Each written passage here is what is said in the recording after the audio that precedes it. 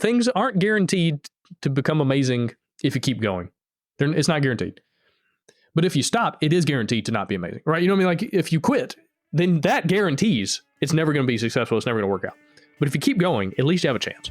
Hey folks, and welcome to Podcraft. This is one of the longest running How to Podcast series on the planet. I'm Colin Gray from thepodcasthost.com, and on this season we have talked to some of the best independent podcasters in the business. It's been great, hasn't it? A real roller coaster journey too. Not only have we dug into a lot of the stuff around mindset, determination and creativity, we've also picked up a ton of actionable advice around workflows, growth, monetization, so much more. It's a lot to take in, but the good news is that you can go back and listen to it all again as many times as you like. Another piece of good news is that we're closing out the season with an episode packed full of podcasting advice, golden nuggets. Here, our IndiePod legends will talk us through what they wish they'd known before they got started. So that's all of the most common mistakes they see new podcasters make, and how to make your own podcast stand out amongst all the other ones in your space. So if you're feeling crowded out, here's how to make yourself unique. If you're a more experienced and time-served podcaster, I've also got some info around how you can share your own wisdom on a future episode of Podcraft. So if that sounds good, then stay tuned for that. But for now, let's get cracked on straight into the content. In the intro clip, we heard from Gabe of the Board Game Design Lab.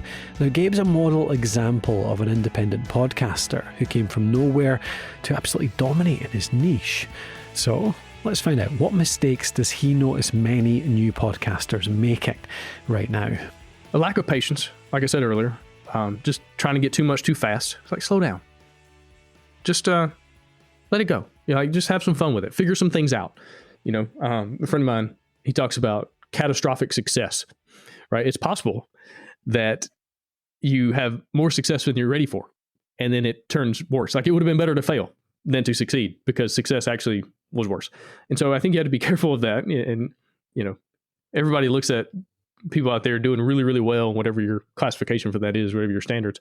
But there's something nice about slow going. Right? Figuring things out, understanding things, like the microphone I use now, the software I use now, the editing tools, all of these things are so different than they were just a few years ago, let alone 7 or 8 years ago. And it's just been a process of growth and learning and understanding. And it's just been kind of nice, you know, to have something go viral and blow up. I mean, I think we all kind of want that, like deep down our little lizard brain, like we want that for ourselves. But it's kind of nice to just have that slow trajectory, like you were talking about, and just kind of pick up followers and learn and grow. And I heard a pastor say, he was talking to other pastors, and he said, your talent will take you where your character can't keep you. And I was like, dang, that'll preach. And just trying to build the life, build the person, build yourself, work on yourself as much as you're working on your show. Work on yourself as much as you're working on your creative outlets and activities, and don't let one outpace the other, right? Because there's a lot of amazingly creative people that went viral, got to a place, and they couldn't handle it because they weren't ready. Their character wasn't there. Their mental capacity, like, you know, what the way they were dealing with things, it wasn't there. And we can all sit, you and I can sit down and probably name 100 people that success destroyed them. And so that's one thing I always, you know, talk to new people about. It's like, just keep showing up, keep learning, keep growing, keep figuring things out, but just show up. You know, can you get 1% better? Be intentional about things, but just get 1-2% better over and over again. And eventually, maybe, there's a lot of factors, you know, there's no guaranteed success or anything like that, but you're much more likely to be successful long-term when you do that, I think. Here's Paul Cheall now of Fighting Through. I think the one I come across most is, you know, particularly in the forums, people saying how many episodes should I get in the can before I launch? And there'll be people saying, oh, get a season's worth, or get a dozen in. And I always feel that's, for me, that wouldn't have worked, because I learned so much in my first 2 or 3 episodes from just listening and being self-critical, sometimes feedback from different sources.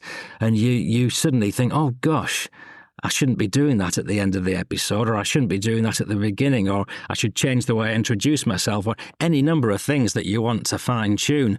And if you've gone ahead before you go live with and you've got 12 episodes in the can, and then you're stuck with whatever mistake you've made, you've embedded in every single episode. So I would say maximum do 2 or 3 episodes to begin with, and then reflect on how they are before you carry on doing more. Launch strategy is another one. I think I said earlier, when I first launched, I didn't do anything special. I just put the thing out there. I made sure I'd covered my search, keywords, etc. But I didn't go making big announcements in social media. Hey, listen to my podcast or whatever. I just let it soak into the ether. Now, my overall conclusion is you just launch, you put it out there. You don't try and do anything special, because within 2 or 3 weeks, you'll know whether or not people are beginning to listen, whether or not they're finding you. And that's the time to think, okay, how can I improve on this? And then it's really listening to all the gurus for advice on what to do. Rob and James, the Eurotrip.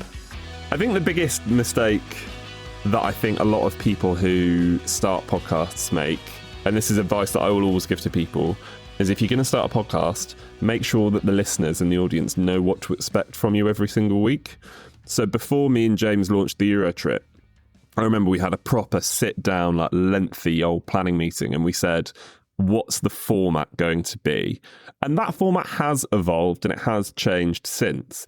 But there are still kind of key features that we did on that very first episode that we still do now over 3 years later. And I think you need to make sure that the audience know what they're going to expect, because those are the features that the audience will begin to know your podcast for. Those are the things that if they enjoy them, they will come back for. Whereas if your podcast is, yes, the name of the podcast is the same, but every week it's a different format or different hosts, different style, different tone, then, I mean, for me, this is just me speaking as a listener, I probably wouldn't keep listening, because I like the podcasts I like because they do what they do, if that makes sense. So, but if they do what they do changes every single week and the consistency isn't there, then I'm probably not going to stick around for very long. I think for listeners, one thing that you can always tell is when something has been recorded and it's good audio quality. And for a lot of people, they might think, oh, it's not that important. But I think making sure you actually sound good when you record something is really, really important. I mean, obviously for us, when we started, Rob, I think you already had a decent enough USB mic at home. I think I bought one just before my birthday over that summer as well. So I think from the get-go, we already had a good sound, and it would actually sound good when people listen. But there's a lot of podcasters who start and they might just record on the microphone that's built into the laptop or something, and it doesn't sound that good. And even though the content that they want to deliver is really good and they're really passionate about it, I think sometimes it's a bit of a turn-off when that audio quality isn't as high or sharp as it could be. Darren, the 1% better runner. Focusing on things that don't move the needle. And by that, it's technical stuff. It's me, an example, it's my own example, focusing on the slickness of the audio and the transitions and all this stuff. And, oh, that music hit right at that spot. And I did this sound. It's like, no one cares about that. It's just, I call it sprinkles. People care about the actual cupcake and the filling, or it's a steak dinner is one of my analogies. Like, this is just candy. You know, you can eat candy every now and then, but you can't eat it all the time. Like, people can eat steak and burgers and French fries all the time, salads and all that stuff. Like, you need to make a proper meal for people in the analogy of content. So a lot of people also focus on mics and the guests and the artwork and social media in a bad way. Like, again, I need to promote the episode. It's like, no one cares. Make the episode good. That's what you need to start with, is a great why it should exist and who is it going to serve, who's it going to help, what's the point of it, like all those things that I think people don't think about. Like, there's a lot of things you can talk about. I'm sure everyone has a lot of ideas that they will never get all of them out. It's like, pick the thing that actually is like, oh, that's a question that needs answered, or that's a problem that needs to be solved. The second thing is people focus on audiograms for promoting. They just don't work. Like, this is a kind of small little pet peeve of mine, but they don't work. They don't work at all. Like, they maybe did in the beginning. They're boring. They're not dynamic. And audiograms are made by a lot of different companies, so I won't even scream out the one, but it's just a static image and waveform. It is like, it's so boring, and people think it's cool because they're like, look at this podcast artwork, and this might be an unpopular opinion, but it doesn't work. They don't perform well across the board. I've seen actual studies. They don't perform well. I myself have used them. They don't perform well. I've seen clients use them. They don't perform well on any platforms. So just get off of them. Record it yourself. I even say, people, walk around after you're done with the podcast. Walk around with your phone in your studio, outside, wherever you want. Walk around and say, hey, everyone, just recorded this episode where we talked about blah, blah, blah. Go check it out. That is probably not the best thing you could do, but it's way better than an audiogram and way more effective because people are connecting with you. Your face is taking up the whole screen. It's a vertical video. It's really short. Like, if anything, do that. Do 2 different ones of that, 3 different ones of that. You can do that in 3 minutes. You can do 3 45-second ones of that, and then no editing, and just go boom, and they're different. You talk about different parts, or have the guests do that. That would be the biggest thing. And speaking of guests, this is my third pet peeve mistake, is that people think the only format for podcasting is guests and interviewing and talk radio style. And it is like thinking about watching or making a movie in black and white or monochromatic. It's just one color. It's just all orange. It's like, there's way more dynamics in audio. It's just as dynamic as writing. It's just as dynamic as video. Or art, or whatever you want. There is no one way to do it. Everyone just thinks interview. They go, I'm going to start a podcast. I'm going to interview people. It's like, what? Huh? I guess. Yeah, sure. Like, I could go down the list of different, I'm sure the podcast host has a million different formats, but I'd have to say 95% of interview format, it just feels like, it's like if everything on YouTube was a vlog. Like, it's just weird that everything is an interview. And I get it, because you get to interview people, and interviews have their place. But every single client that I get, it's just like, interview. And I'm like, that's it? Well, I'm like, how about you do the first 5 episodes and you just speak straight to the camera, and you just have a very basic outline of dot points, or you write the whole script, or you bring in your second in charge, or whatever it is. So it's 2 of you going back and forth on things, like, and then talk about something evergreen versus if you bring a guest in, you can talk about evergreen stuff, but everyone just sees that Joe Rogan scenario, and I'm just like... Kathy, Wild for Scotland. Any business you run is 50% you spend on running the business and 50% you spend on promoting it. And it should be the same with a podcast. And I think people sometimes get so caught up in the production of their content and what episodes to produce and what stories to tell, what interview guests to have, and then not thinking enough about, well, how do people find out about the show?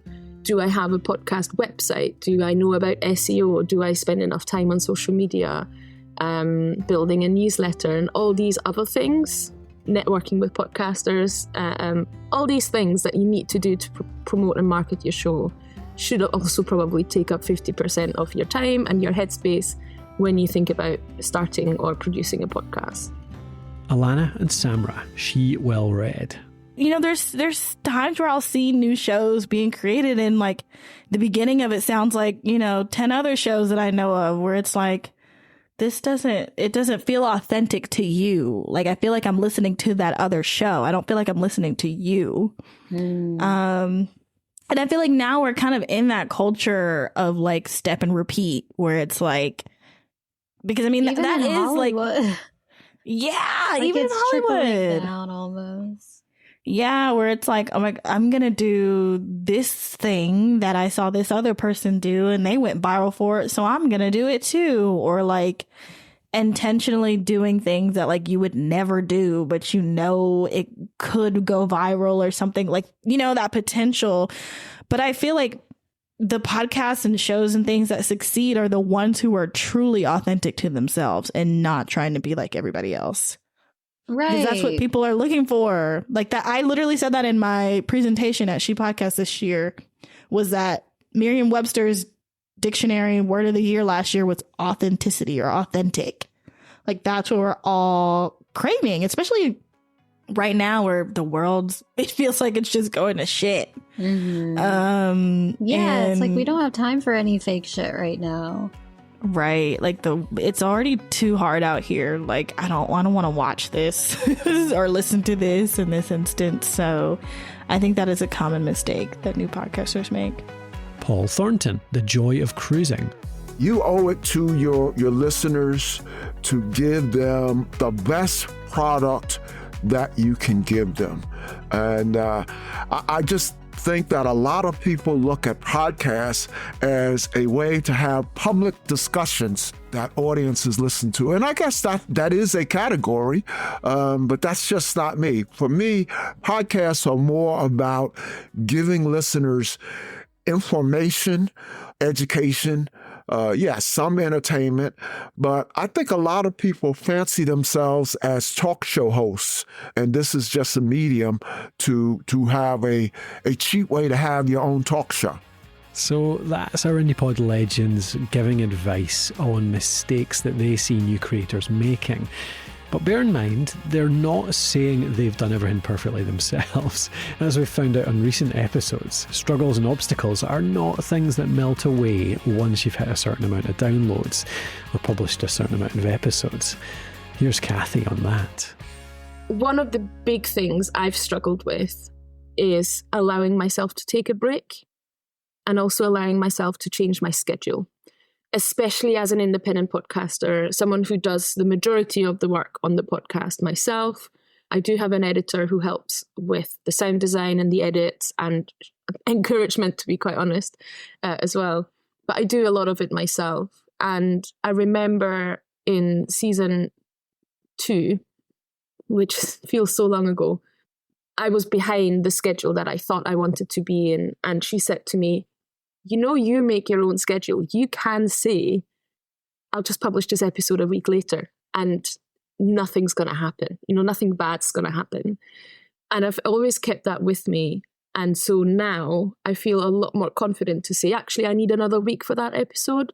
Or actually, let's push the season back by a week or 2 if we need to. If we've not hit this target point at that date, we'll just move it back. And I think allowing yourself to take that decision is really important. And I think people put themselves under a lot more pressure than they have to. And at the same time as well, it's okay to take breaks. So if you feel fed up, if you feel like you've invested too much money, or if you feel like you're just burnt out from producing a new episode every week, it's okay to take a break. No, nothing bad is going to happen. The world isn't going to end. Depending on your show, there might be certain consequences, but nothing is more important than actually keeping your mental health safe and also making sure that you still have the same creativity and passion to produce an episode. And if that takes you taking time off for 2 months, then that's okay. If you then can come back as strong as before. So I think putting pressure on yourself is something that I see new podcasters make that mistake. And I've certainly made that mistake. And I think the only thing that suffers is the quality of your podcast. Mur, I should be writing. I've been doing this specific podcast. I'm on my 20th season. And it's just baffling that, what else do I have to say? That's part of what I worry about. But I decided to figure out as the people in the self-help books say, I decided to figure out my why. Why am I doing this show? Why am I still doing this show? And one reason I came up with was that it's fun and I like it. And yeah, I would like, I have worried about my numbers or my growth or my Patreon income or whatever, and been frustrated about those, but I still do it because it's fun. I have the luxury of having an audience that I can communicate with, and so they're a big reason why I keep doing it as well. But really, I had to look and see why I was doing it. And if I would keep doing it if I had 0 listeners just because it was fun, then I'm doing it for the right reason. I switched over to Twitch when lockdown happened because I really wanted to do my podcast, but I really craved some sort of interaction with people. And I loved it. I loved doing a live show. And the numbers did not move at all. No one hated it so much they unsubscribed, but no one loved it so much that they immediately subscribed. My audience is still people around my age who are writers. So I don't get a lot of new people seeing my stream and thinking, oh my God, I've got to follow this person. So, but I still do my stream on my podcast live on Twitch because it does a lot for me. It makes me happy. So when you have your 7th show and you're wondering why did I buy this equipment? Why am I still doing this? Actually ask yourself that, and not in a defeatist sort of way, but why did I get started in the first place? And, if it's because I wanted to have fun, because I wanted to get a message out and hope someone eventually hears it. And, reasons like that can keep you going. I want to make money. I'm sorry, guys. That is not the reason to do a podcast, unless you are someone who has connection to people who are paying a lot of money for said podcast. But really, it's why are you doing it? Know why you're doing it when you start, and that'll help keep you going if there are low points. At the time of recording, Andrea was actually gearing up to have a baby, but amid all the joy and excitement, there would also be that thought that she's running her own business, and her Mindful Marketing podcast is a really big part of that. That makes it harder to really, temporarily step back from any content production schedule, even if there's literally no other choice. So let's find out what her plans were and how was she feeling about it all. So with my first child, I had 6 months of content pre-recorded, and there were things that, like especially interviews with people where their business changed, they're not doing that strategy anymore, that feature doesn't exist anymore, on the social platforms. So I had to record like a quick, hey, before you listen to this has changed intro for some episodes. So I don't think that's avoidable though for this time around. But I didn't record as far in advance this time. So I'm about 3 months ahead of schedule. And I don't think I could get much farther than that at this point. Maybe 4 months I can get, but I don't think I'll do the 6 months like I did last time, to allow for more flexibility because of all the changes that happen on social media. Oh, the other thing that I did change is I used to have, so for my sponsors, I used to record all the episodes live, basically, when I was on like Riverside, for instance.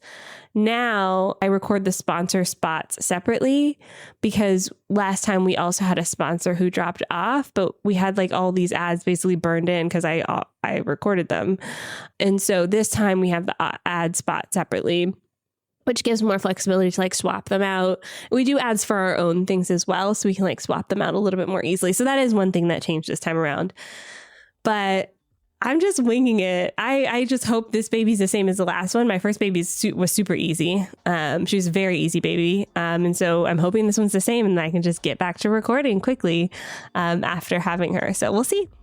When you make a podcast that impacts your audience and really resonates with them, it's only natural that some of them are going to ask you about that act of podcasting itself.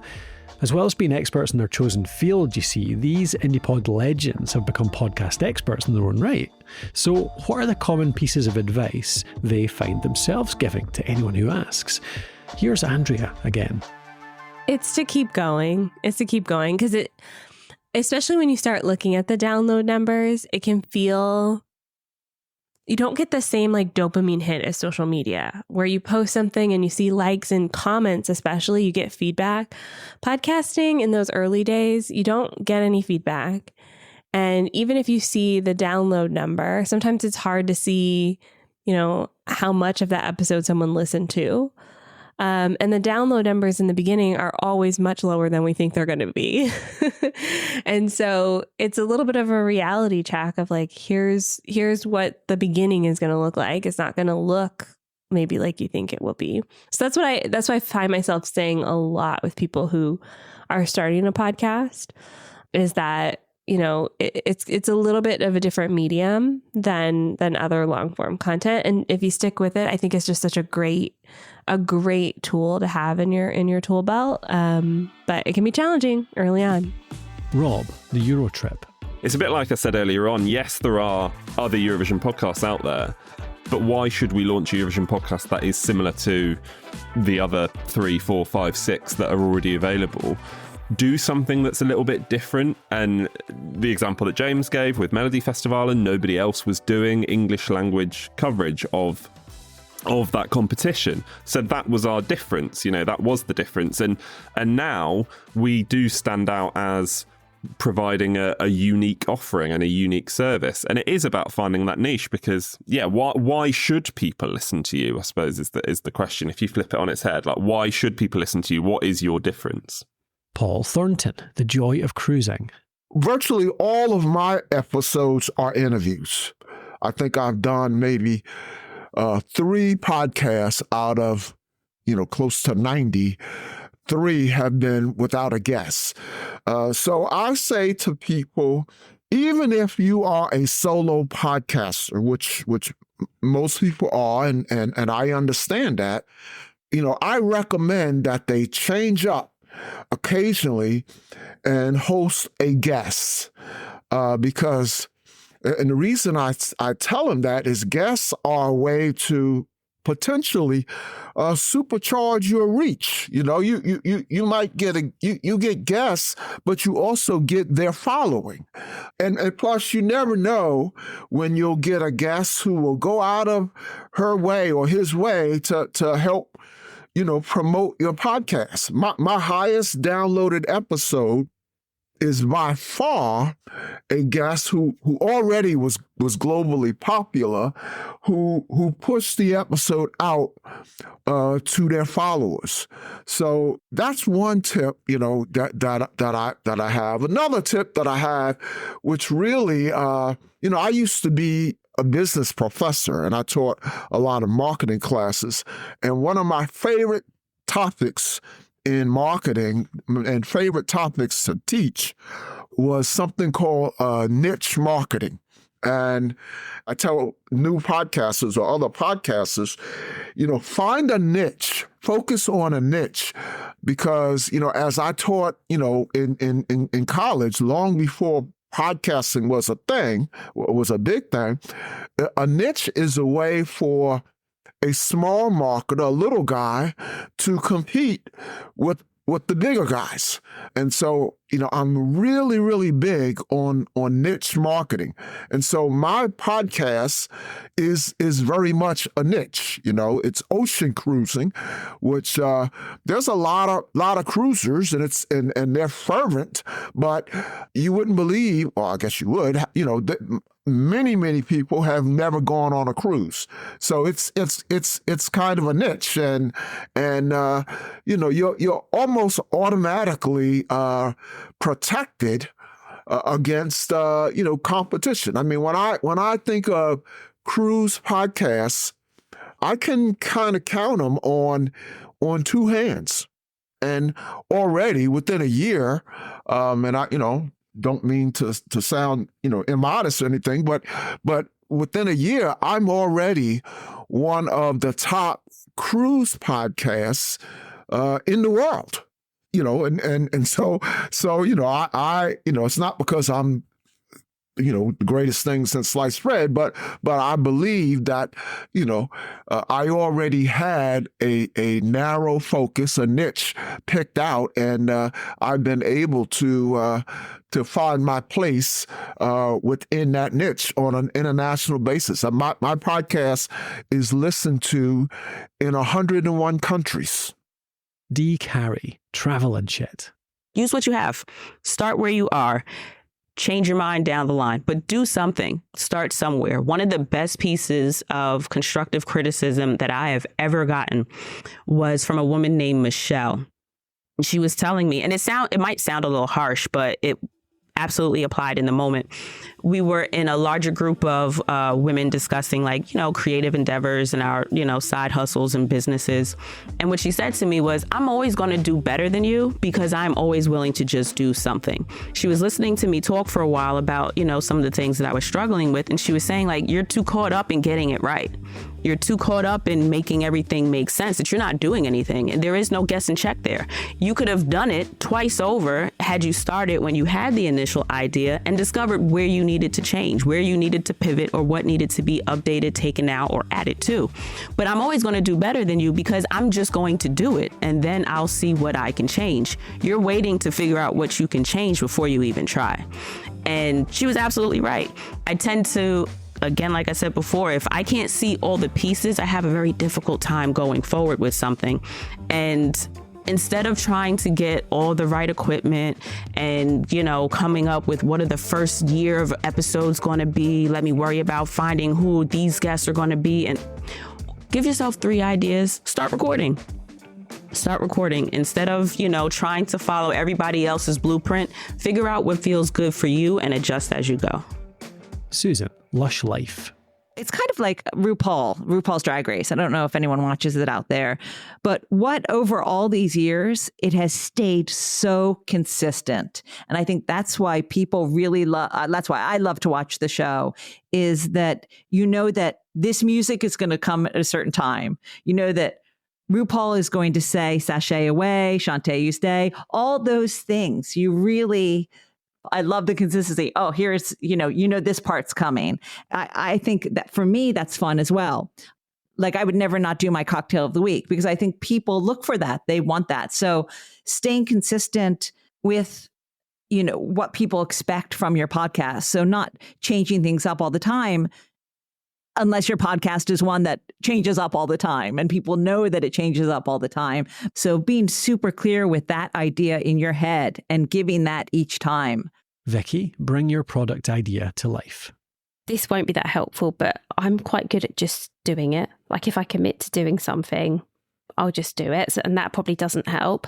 But I guess some of the ways in which I've been able to do that, one, I think, is always working ahead. So as I mentioned, I have a plan for episodes. I won't tell you, but I could tell you which episodes are going to be released between now and the end of April, because I've got everything scheduled in. I like to have my guest booked well in advance. That helps me with planning, but it also helps me to know that it's not going to dry up. I didn't used to be as far in advance as I am now, but as I mentioned earlier, I'm getting more interest in people coming on the show, and rather than turning them away, I'm able to say, I'd love you to join me, but actually it won't be able to be until X date. I think doing things in batches has really helped because it feels like less of a job. It actually feels easier for me to record 2 episodes in one day and then, you know, send a big batch of episodes to the editor every month. Basically every single stage for me, or planning interviews with guests, for example, because I sort of research the guest a bit and think about topics we're going to talk about. It makes sense for me to research 4 guests in one go and, you know, spend a couple of hours doing that and thinking about the outline for the episode rather than doing everything just in time. So if I was every week doing the research for the episode and then recording and then sending it to the editor and then uploading it, all of those things, I found it much more stressful when I was doing everything, you know, a week in advance, you know, for the next show. I think doing things in batches has made it a lot easier, and working ahead. I think those are the things that have helped me be consistent. Mur, I should be writing. If you come up with a weird idea and you've seen that it's failed somewhere else, that doesn't necessarily mean you're going to. I've been trying to get it back in my mind that I was doing a lot of creative stuff at the time and not all of it went well, but I was trying everything. And it's by trying everything that makes you find what works. And so, you know, remember why you're doing it and have fun with it. And if you saw somebody else do it and it didn't work, who cares? Try it your way. Sometimes you will feel like you're just talking into the void. But if you're doing it because you have fun and you care about what you're talking about, then it shouldn't matter that much. One of the surprising things about Mur is the fact that she still sees herself as an amateur podcaster. And she's been doing this for 20 years. So what's her thought process there? I have not built a team and done something bigger like Mignon Fogarty, Grammar Girl. She built the Quick and Dirty Network. And the Writing Excuses team, they have retreats, they have cruises, they have get-togethers.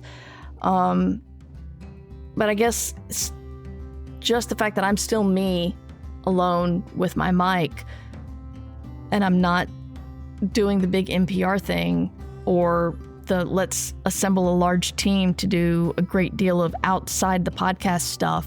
That's what makes me feel like an amateur still. There really are some eye-watering sums of money going around in podcasting these days. I mean, granted, most of us indies never see it, but there's no denying it's around. And some folks have gone on to become really famous and celebrated through this medium too. So, as someone who got into podcasting on the ground floor, does Mur have any regrets about what could have been? No, I don't. I am very happy with where my career's taken me. My dream of being a pro writer has never changed in the years I've been doing podcasting. Podcasting just gave me a very unexpected path towards my writing career. So, but the fact that my podcasting hasn't made me rich, that's fine. I don't have a huge problem with it. I would like my books to be, bestsellers and that bringing in the money. Just because Mur isn't as well known as the likes of, Alex Cooper or Joe Rogan, it doesn't mean she isn't an influential or celebrated podcaster in her own right. Here, she talks about Pleasant Surprise on the Podcast Pickle website a few years back. They built like this tree of early podcasters, like Adam Curry was at the top, etc. And strangely enough, people were inspired by people that I inspired. That put me really high on the list, which shocked me. And that was, knowing that I've helped it grow, even if, 99% of the people don't even know my name, but knowing that I've helped this grow is a good feeling. Do I wish that some companies would look for veteran podcasters instead of famous people to make their content? Sure. But, now that everyone knows how to podcast, that's definitely not going to happen. But no regrets as to how big podcasting's gotten, because I'm quietly happy with the fact that I did help, even if a lot of people don't see it. But I really loved the fact that Podcast Pickle did that. And, it's hard to have imposter syndrome when you're met with those facts. Let's hear some final words from Gabe now, who, like every one of these brilliant indie podcasters, he's given us so much value, insights and tips this season. Gabe has had enormous success through his podcast, The Board Game Design Lab. So if he could attribute his success to one single factor, what would that be? I treated it like a job. Even though I wouldn't make any money, like I'm going to act as if this is a profession and I'm a pro. And as a pro, you show up when you're supposed to be there. You put in the hours. You get things done on time. You release things by a deadline, because that's what pros do. And so if I'm going to do this, and again, it's the whole being all in, where most people, they don't go all in. They say it, they want to maybe, but they don't actually actively do the things intentionally to go all in so that they even could be successful. And so, every Monday I put out a newsletter, and I've done that since I started in 2016. I've only missed one email newsletter, and it's because I had COVID and a stomach virus at the same time, I don't know, a couple years ago. And I was like, I think I'll not do a newsletter this week. I think the audience is okay with me missing one. But that's the only one I've missed in 7 years. For a podcast, I released one episode every week, 301 weeks in a row before I took my hiatus, little break of transition and trying to figure out things. Because there was no other option. There was no, I'll do it this week if I can't. No, like I'm going to, if I have to stay up until 4 a.m. to release this episode at 6, fine. That's what I will do. And I will, it just, because that's what you would do for your job. You know, if you own a business, or if you had to be a certain place at a certain time, like that's what you do, because that's just what we do. And so I took that mentality into it. But at the same time, you know, I was fortunate in that there was some early success, not massive success, but there was a certain listener base that showed up. You know, when I started getting 1,000 downloads per episode, it's like, oh man, this is 10 times. This is 10x what I ever thought imaginable. And that gave me a boost. It gave me some momentum. Now, if my milestone had been 1 million, then I would have been like, oh, it's only 1,000 downloads per episode. I would have felt really bad about it. So I think it also is determined by your perspective. And have as few expectations as you can, and just be excited. Be happy with 7 listeners, you know, and really do the best you can to serve those 7 people amazingly. And maybe it turns into 7,000. Who knows? But just be excited for what you got. And it's hard to not get discouraged in those rougher kind of the light years, the lighter times, the harder issues, harder times. But just keep going.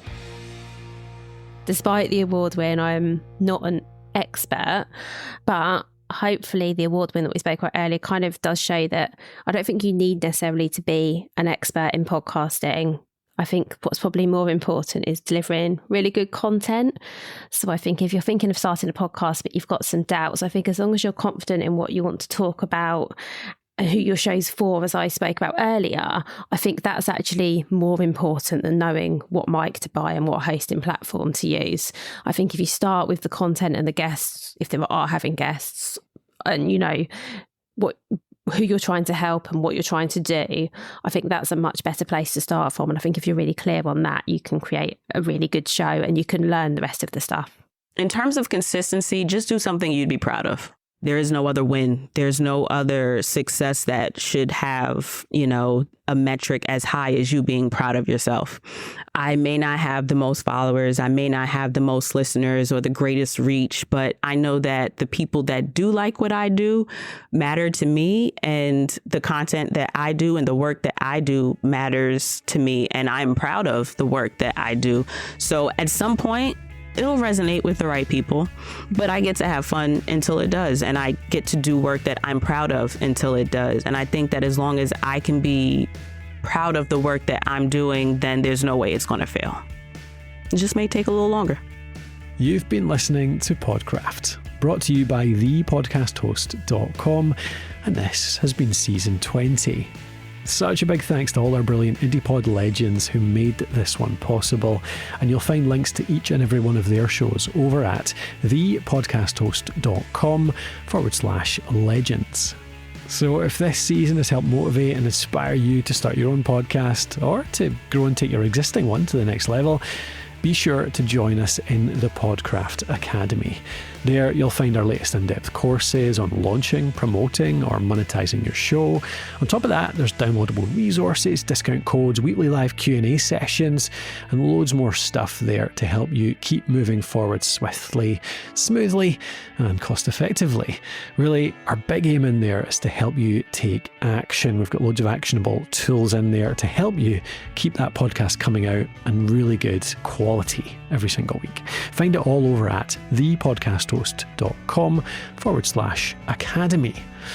Finally, if you found yourself listening along to this season, really want to chime in with your own insights and experience, then I'd love to hear from you. We're always looking for time-served indie podcasters to collaborate on with new content. That's anything from case studies on our website to future episodes of this show itself, Podcraft. So head on over to thepodcasthost.com/mypodcast and tell us all about your show. We might get back in touch and work with you on a bit of content in future. That's it for this season though, so thank you so much for listening through the whole thing. I hope it's helped you out a whole ton. We'll talk to you again on the next one. Speak to you then.